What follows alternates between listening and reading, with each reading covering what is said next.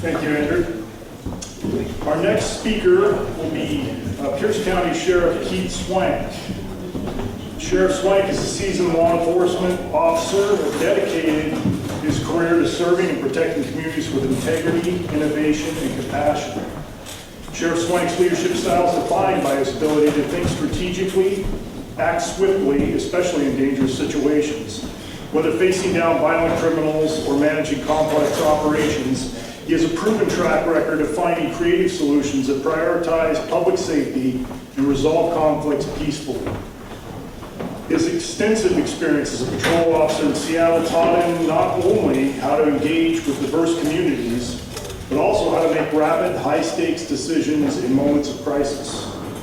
Prior to his election as sheriff of Pierce County, Sheriff Swank commanded the SWAT team responsible for clearing and securing the Capitol Hill Occupy protest and Capitol Hill Autonomous Zone during the 2020 Seattle riots.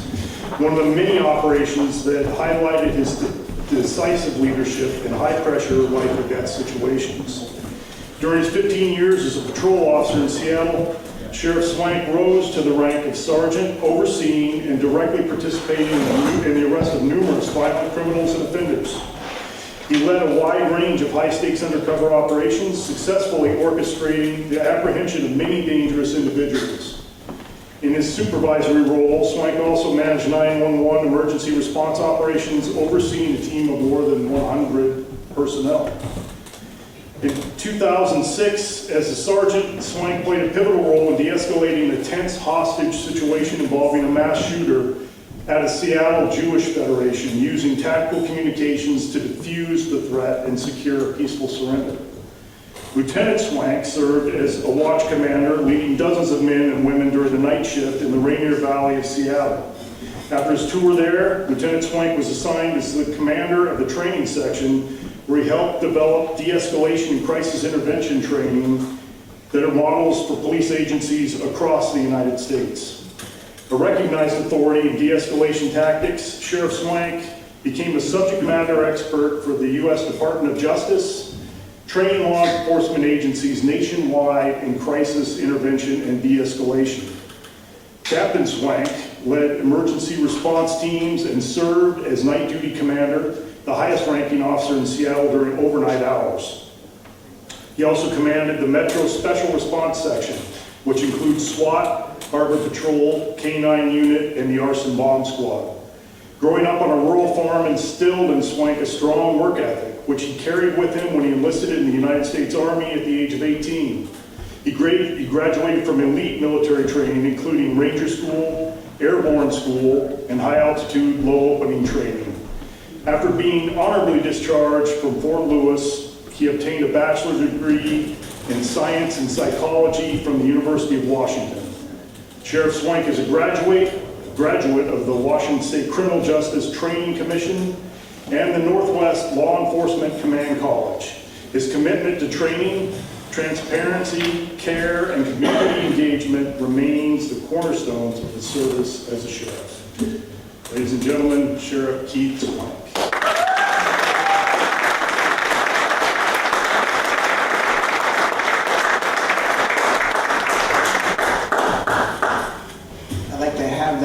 Whenever you're done, so I can remember all these great things that I did. I didn't even know I did that. So, Rick, before I forget, I want to let you know that when you're sheriff, I'll help you get ICAC up and running, because you needed. We didn't have it at Pierce County. I got it up and running. I made a commitment to do that, and we have arrested some seriously violent animals out there, and we have saved many lives. I'm going to help you do that too. Okay?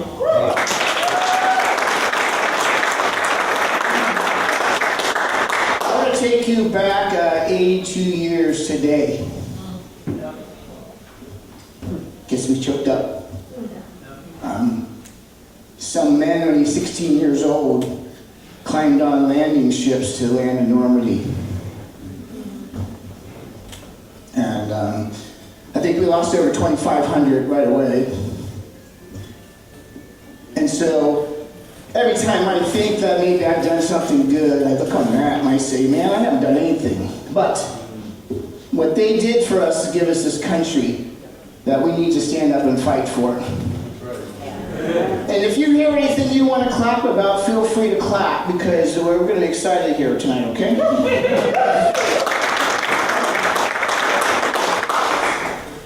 My dad was a World War II veteran. He was in what they call the Army Air Corps. That's before we had the Air Force. And my dad lied about his age when he went into the Army. I don't know why he lied. He was old enough. He might have lied because he was hiding from a crime he committed. I don't know, but he lied.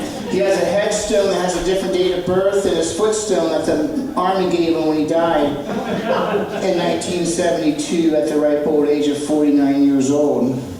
So I never really knew my dad too much. I was born in '68, but I'm very proud of what he did, and I found out that there's a museum for him and his Army Air Corps down in Arizona. My wife and I stopped down there and saw his name on the wall. My dad, part of the greatest generation, part of the reason why we're free, was involved in a day they called Black Thursday.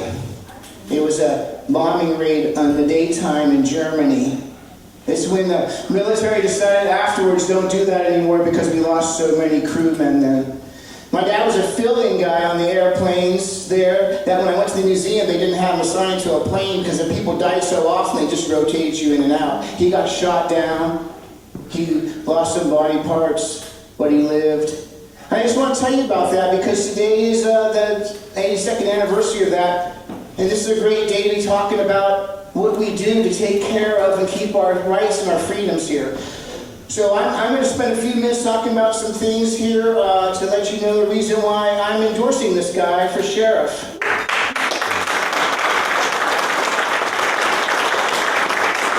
A wise politician told me, hey Keith, you are the sheriff of the 60th largest county in America. You're the sheriff of 1 million people almost. You are a conservative. You lead the largest area of any conservative in Washington State, maybe in decades. It's larger than a congressional district. I'm not bragging, I'm just telling you what he told me. And he said, when you give up your endorsement, it's like giving up your virginity. Don't just give it to anybody. So I'm not just giving it to anybody. I'm going to give it to special people. I'm giving it to that guy right there.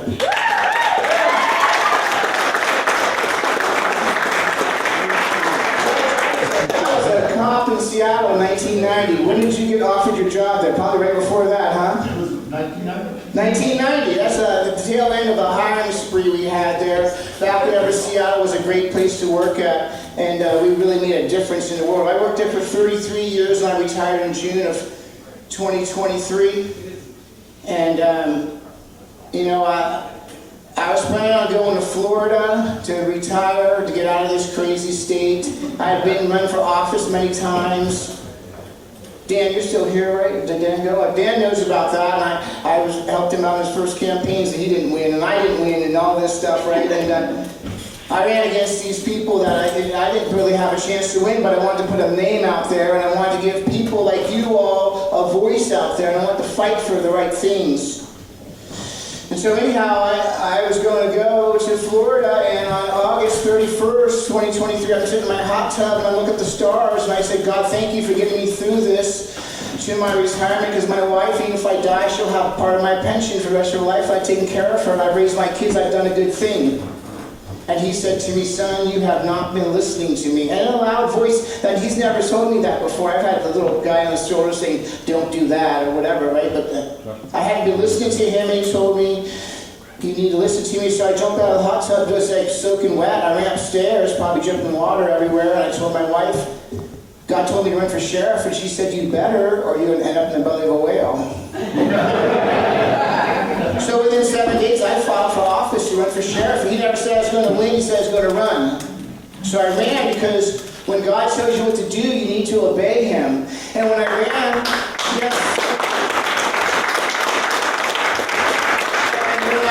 the Tacoma News Tribune made fun of me and said that I had no chance, and they made jokes and said God told me to run, and they wanted to laugh at God, you know. Well, I'm the first person ever elected Pierce County Sheriff from outside of the Sheriff's Office in the whole 153 years of Pierce County being the county.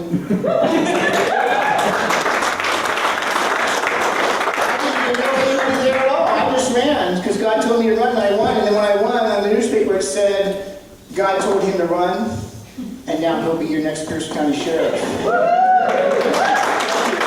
I called the reporter, Peter Talbot, and I said, hey, Peter's a good name for him, he's a dick. And I told him, I said, hey, Peter, thanks for putting God on the front page of the News Tribune. And he said, I didn't do it, my editor did. I said, well, tell your editor. I said, thank you, because maybe that's why I had to run. Maybe God wanted me to make sure he was on the front page of the newspaper, and he was. Amen.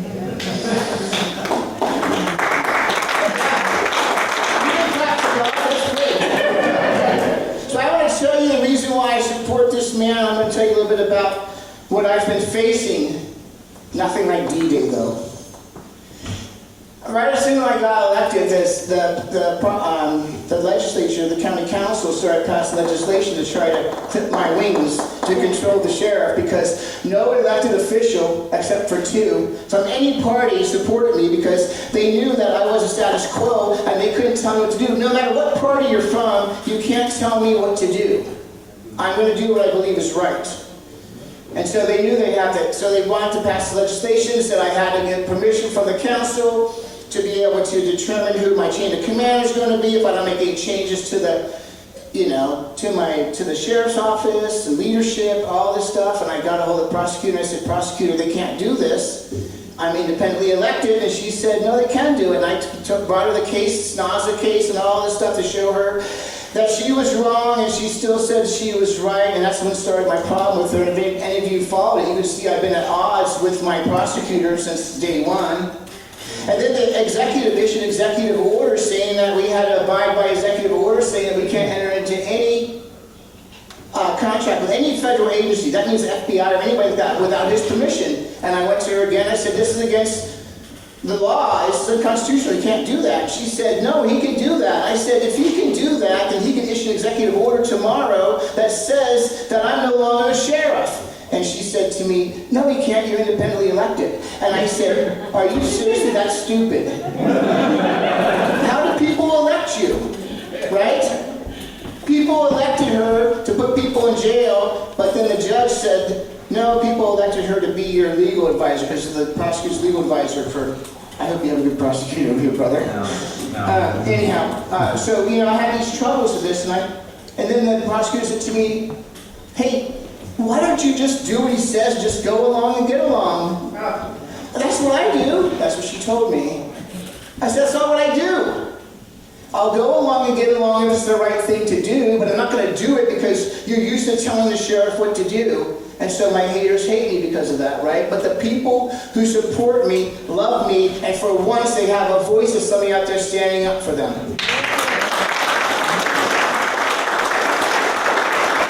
I went down to Olympia to speak against Initiative 5974, and I gave them some strong talk there, Maybe you saw the video.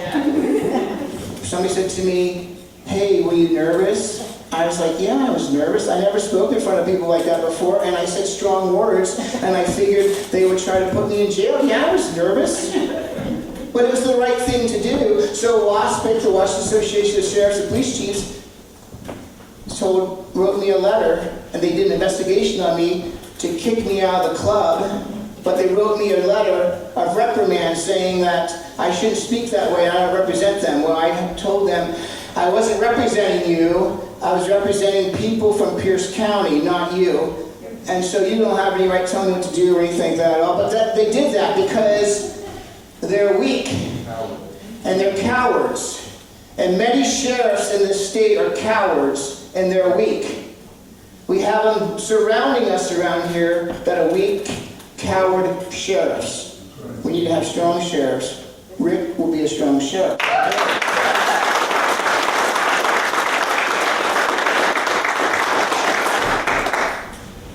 I'm going to get going here because I want him to be able to speak, but I just want to let you all know this, that courage is contagious. Amen. I want to hear you say it. Courage is contagious. Be courageous. People look up to you when they see courage. People get a hold of me all the time and say, Sheriff Swank, thank you for being courageous. Thank you for standing standing up and saying these things you say. And thank you for saying controversial things on purpose, just to call them out to say that you're standing up for First Amendment rights. So be courageous. Always be courageous. Courage is contagious. Thank you all very much for being here tonight. I really appreciate you.